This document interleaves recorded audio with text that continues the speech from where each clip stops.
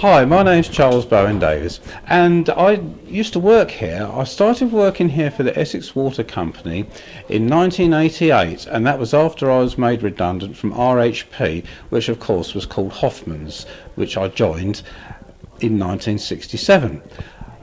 This actual building we're standing in is the Marconi Wireless Factory, and when Essex Water moved here in about 1985, something like that, this actual building housed the Revenue Department and the HR Department. Just over the way there, where we see some flats, that used to be the IT block, which must have been built in about 1985, something like that. And it amazes me that that has now been demolished, and they've got flats there with people living in it, whereas here we have the original Marconi factory, and it's still standing for everyone to see for posterity. That's because it's a listed Grade 2 building, and they couldn't knock it down. So thank goodness we've still got the building that goes back to 1898 standing here still. How often did you used to come to this particular building? This particular building, I'd walk across from, during my time working in IT, I had to have contact with people this side of the building, and I would come over to see people in the HR department or the revenue, or upstairs there was other departments that were working at the time. Did you realise that you were treading on sacred Marconi ground? Oh yes, I realised this was the Marconi Wireless Factory, which was a silk, I believe, factory before that, and also after the silk factory it was a removal storage place for Pickfords.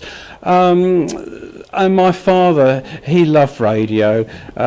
He was a wireless operator in the Merchant Navy, and during the World War II, the Battle of the Atlantic, and he used to go to Baton Rouge. He was on oil tankers. People thought he was mad, but he thought that if a submarine blew up an oil tanker, it would be the end, a nice quick finish to his, rather than a sort of a lingering death, should we say. So also he loved radio.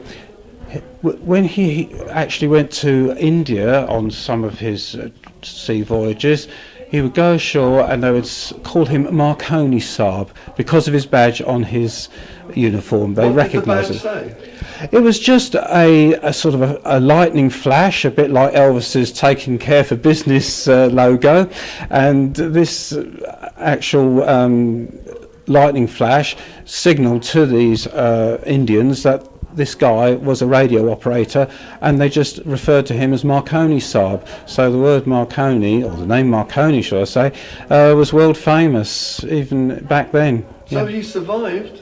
He survived. How he survived, I just do not know. Was any of his ships blown up?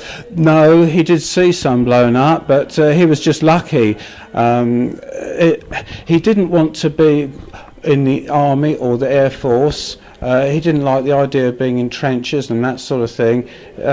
He loved the sea, and it was just he had to do a lot of study to become a wireless operator, and it was the fact that doing the Morse code, if he hadn't learnt that, if he didn't pass his exams, he would have had to be in the army, and he didn't want that. So he really worked hard, and because he got his exams and he got through, he was able to survive in his ideal situation and the war. So what would be his tour of duty? What would be his shift on board a tanker? What would he do? That I don't know much about his actual daytime activities. But he was a radio operator? He was a radio operator, Yes, so they would have had shifts. Down, oil tanks or anything? No, he was a radio operator, and they used to have to discharge their batteries, and to do that they would earth them out through the walls of the ship, and it would warm them up a bit and that sort of thing. What's your name of your father? My father was William Bowen-Davies, and he always wanted to be a writer. He used to write for the Essex Countryside. He used to do articles for the Essex Countryside, but do you still have any copies of them? I dare say I have some. I haven't seen many Do of you them. still have his Marconi Saab badges, or did he have to hand them in? No, I mean, I used to remember as a child wearing his cap. He had a cap that he used to wear. I used to be quite proud of that, but I don't know what happened to that over the years. No. It's a shame, because we'd love to have any souvenirs of any radio operators here, but what do you think about the exhibition? Oh, it's brilliant. Yes, there's so many different things about Marconi. We all know he did radio, but I was quite interested in his personal life, who his mother was, who his wife was, and all that sort of thing. Electra, I just thought it was the name of a building, didn't realise it was named after his daughter. Yes, I've actually met her on a visit to Marconi Central, as it were, New Street, and I've got her autograph.